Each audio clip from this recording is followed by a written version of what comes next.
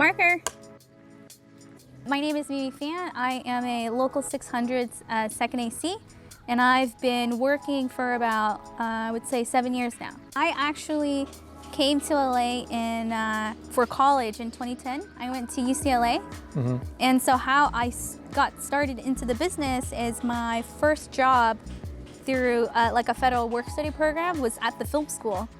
And that's when I actually learned that there was a film school at UCLA. And so I started working at the student services office, and actually one of my coworkers suggested that as for a general education requirement, I should take the history of American film class.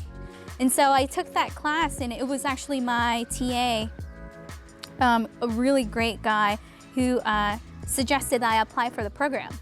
And before then, I'd been doing art in high school, and I really liked it, but I wasn't sure about how I could make something like artwork as a career.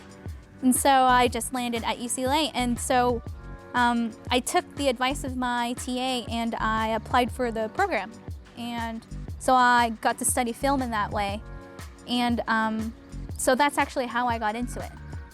Just complete happenstance. I started working as an assistant because actually a grad student in the program who I was friends with got a TV show, and I found out that he was taking interns, and so I asked if I could intern on the show as the second. And so I've kind of continued doing that throughout these years. Well, a lot of my responsibilities as a second it's kind of assisting the people above me, which is like I, for example, do more support work. And so a lot of that is, for example, like helping change lenses, or managing equipment in terms of like what do we have, what do we need to get if we are getting another camera, or also just making sure that if we have more than one camera, we know, for example, like just the organizational aspect of it. So it's almost like being a second AC is like an assistant manager. So it's like you have all of these different people working under you, and you also work with other departments, and you kind of just like manage relationships in that way, because it's not only the people who are working on set with you and those departments, like you're working with the grip department and the electricians, and also you're a cinematographer, and sometimes the people in the art department, you're also dealing with people outside of that, which is the rental houses, or also like if you need camera expendables, like you are also communicating with them. So you're a lot of times you're like a liaison to kind of get what your cinematographer needs, and then also making sure like whatever he or she needs is what they have. Another role that I have, like that's on camera when we're rolling, is the slate. And the slate is it's kind of like a combined effort between the camera department and sound. Oh yeah, and the script supervisor also. Yeah. So yeah, so it's almost like that. The reason why slating is also so important is because it is like it is kind of taking us. Someone actually, I was working on a job once, and I was having and the job was really busy, and I was having a little bit of trouble keeping up with the slate. We would do long takes, and I would start forgetting what take we were on, and he gave me a really good point is that the not only is it the slate, but also the camera notes are really important, because that's one of the main things that carries on beyond us after the show. Because post-production will get it later, and post-production will come back and ask questions not only to the camera department, but also the script supervisor, who is in charge of kind of keeping track of the scenes, so that when they cut the movie or the TV show later, they know what's going on. You kind of just walk us through a day on set. Like when you show up, like what do you do to kind of get ready for the day, and then what's your day like? Okay, so like say I'm working on a commercial. Usually right when the day starts, I go to the camera truck, and depending on what's going on, I offload the camera cart that has like a bunch of our gear on it. Usually the camera will be coffined, and so I'll pull the camera out, and then I'll start building whatever isn't already put together. So a lot of that's like the wireless system if we have it, and then I'll make sure that one wireless receiver is for the focus monitor. If we have VTR, video playback, then I'll make sure they have one. If we have a DIT, a digital imaging technician, I make sure they have one. And I'll make sure that we have all of our batteries, our filters. I'll make sure that I have like some basic stuff in my own kit, which are, I'll have like T-marks, or I'll have chalk. I'll make sure I have the slate, either if there's sound, I'll make sure I have the sync slate, or if it's without sound, I'll make sure I'll have my insert slate. I'll also make sure that, depending on the type of job it's gonna be, if we're gonna be handheld or Steadicam or, on sticks, I'll make sure I have the appropriate pieces for that. And then actually, oftentimes in the beginning, I'll also communicate with the grip and the electrics, because usually I'll need a stand for either monitors from the grips. I'll also make sure I need if I have batteries, that I can get power from the electricians to get that together. And then it's really important, especially to always look at the schedule for the day, so that you can be prepared for that. And know where you're going, and also know who to talk to, also like reference names. Like, it's always important for me before we roll that I talk to the script supervisor to know what's on the slate. And also I talk to the AD department, so I know what we may be looking at, what our plans are, where we can land all of our gear. And so it's always important to keep track of who everyone is, because we all are working on it together as a team. So as a second AC, you don't always get a prep day or a wrap day, but on bigger jobs like TV or movies, you'll get those days. So what do you do on a prep day, and then what do you do on a wrap day? So on a prep day, for example, like if I'm on a TV show and there's 2 cameras, for example, then we'll usually spend the prep day, at least I'll usually spend the prep day going through the gear and making sure everything is labeled for my camera. So for example, on the TV show I just worked on, I was C camera, and C camera is often a color-coded yellow. So I'll mark everything yellow, like from motors to cables to my tear deck to my monitor to just like the camera itself. And it's really important to do that, because sometimes you share equipment or pieces of gear, and you need to keep track of where your things are. And so it's important to note for that. Also, it's for anyone who is looking at the camera from far away, they can identify which camera it is. And if you lose anything, people will be able to give it back to you. And it's also like making sure that all the equipment is working. So for example, say I get 6 short BNCs for a monitor, I have to make sure that all of those cables actually work. So I'll plug it into a monitor, make sure it's getting a feed from the camera, and make sure it's working. So I'll make sure that the filters aren't scratched or damaged, so that we don't get charged for lost and damage by the rental company at the end of the show. And if there is anything that is like a little bit off, just always take a picture of it, so that we have a reference of what is going on. You also label lens cases on the top, so that you know what lens is in what slot, the T-stop and the close focus. Those are often questions that the cinematographer will have during when we're on set. Also, we'll make little cheat sheets for the lenses too, if that's necessary. And if there's anything special, during a certain, say we're shooting in this specific room in a house, and we know that we have very specific settings for that, then we'll also do a cheat sheet, so to say in the living room there's these settings, in the kitchen there's different settings. So we also keep track of that as well, and we'll make a big list of that. It's also preparing on the prep day, you also kind of prepare your camera cart for the run of the show. So often I'll also get what you call an overflow AKS. it's just an empty case. And then I'll put, you know, kind of like an emergency pouch of all of the different cables I might need.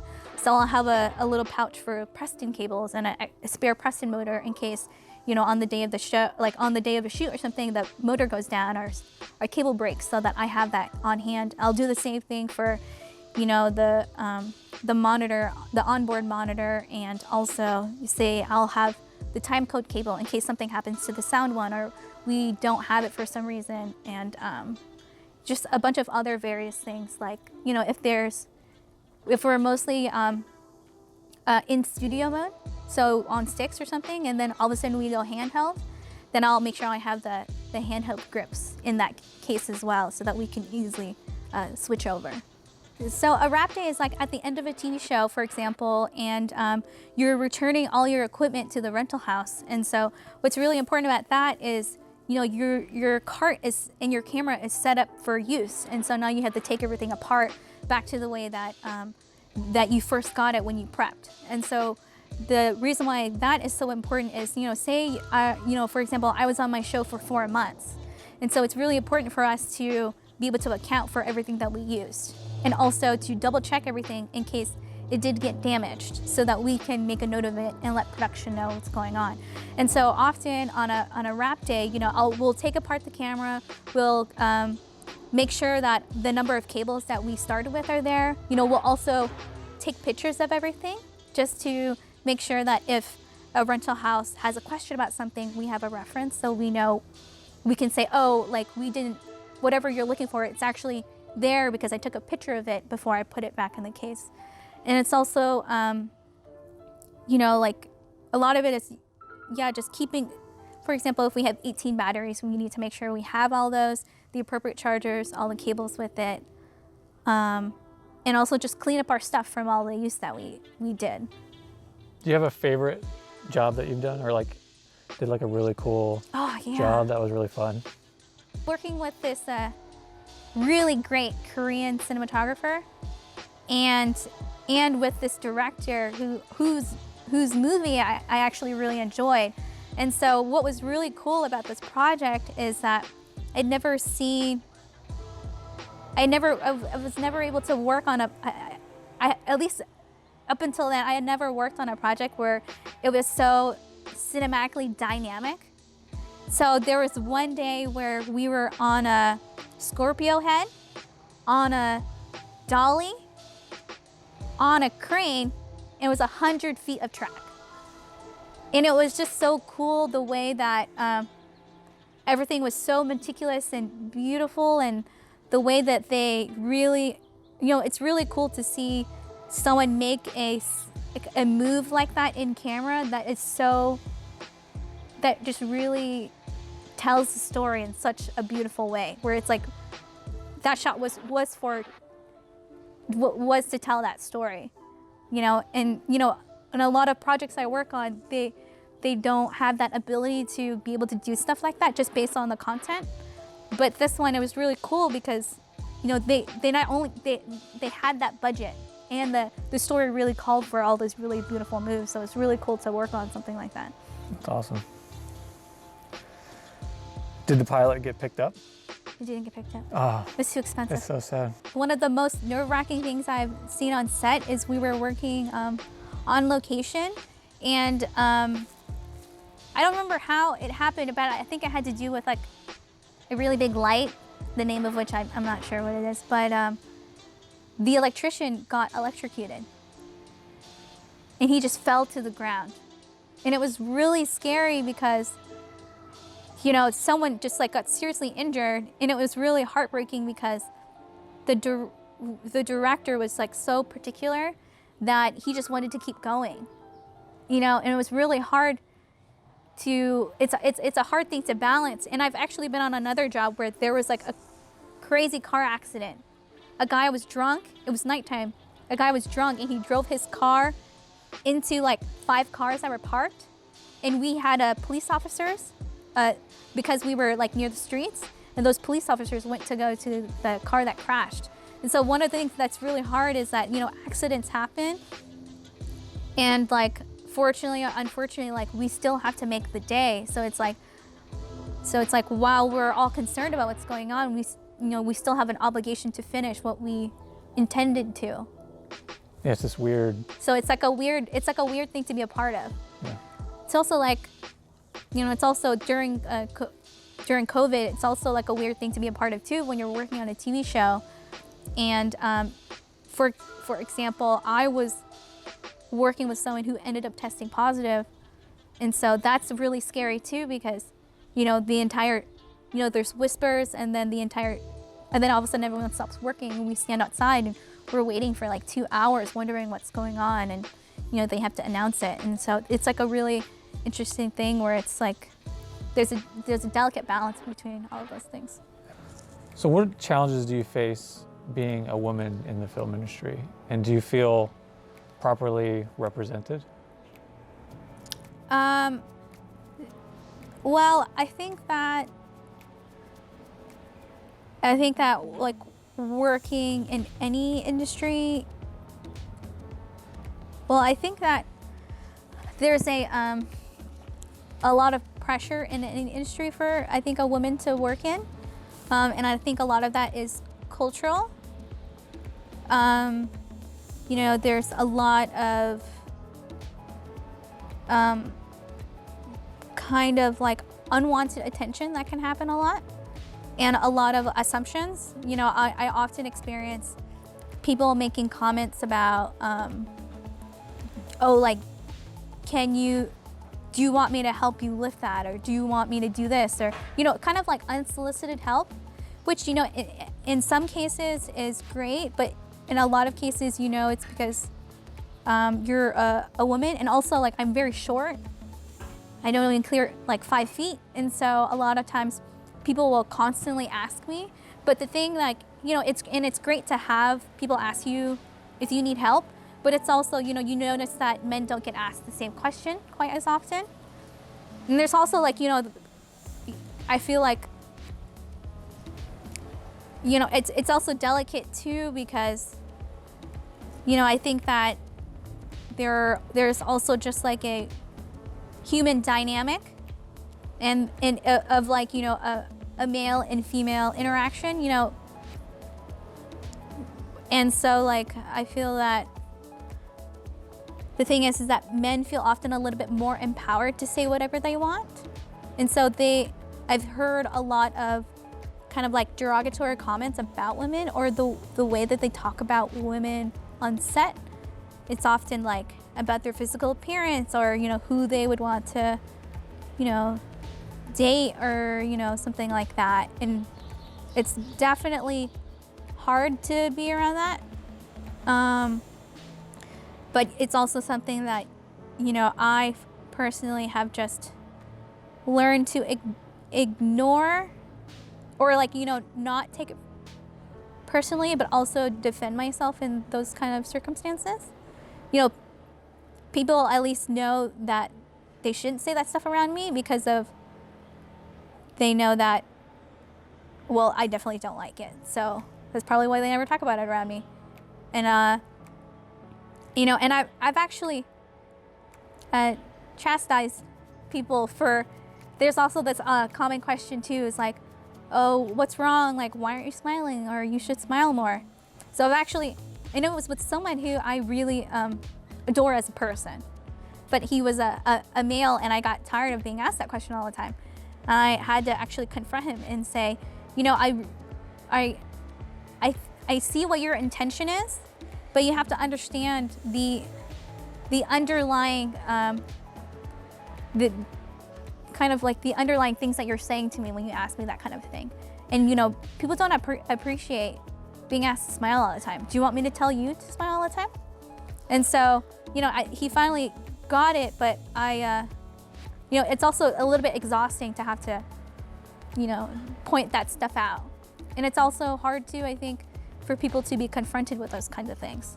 I think in general, there's a kind of like behavior that is so ingrained with people who are particularly older as well, where that stuff like that would be okay, where it's kind of the responsibility of us who are of a younger generation to have to tell them that it's not like that anymore. So when I'm working, I always, and I think it's a slightly subconscious thing, and you know, I'm always very excited when I see people who look like me on set, and that's often like, you know, seeing another female. I get very excited when I, for example, see a female in a grip or electric position, because those are often all male dominated, and I feel very empowered by them being there. And also, like, you know, in my camera crew, females, I love working with them because it shows that, you know, we are more skilled and capable than other people may think. And also, like, you know, as a Vietnamese American, I get very excited when I see, for example, like another Asian person on set, or, you know, someone who is like, you know, a black camera assistant, or, you know, I feel like, you know, it's important for us to have a lot of representation, because it's you know, we like a lot of the projects that are especially being worked on now talk about you know, being more representative of, you know, the population in the United States. But, you know, something that is really important to think about too is, you know, we'll work on, you know, there are projects like, if you just say, for example, like Judas and the Black Messiah that just came out, you know, it's these are great stories that, you know, should be told, but, you know, it's also important that these stories are told in collaborating with the same people that it represents. Right. And so for me, when I work on set, I get very excited when I see another Asian person on set, because it's such a small circle, and whether that's because it, you know, the industry has been so exclusive for so long, or, you know, people don't realize that they can be a part of it, or they feel like they don't see enough people who look like them and feel like can support them. So, you know, for example, like I have a friend who told me she just worked with a Korean assistant. I only know one other Korean assistant, and I immediately knew who it was. And so, like, that's very exciting to me, and it's really important to, you know, like, teach people who may not be at the same experience level to get there.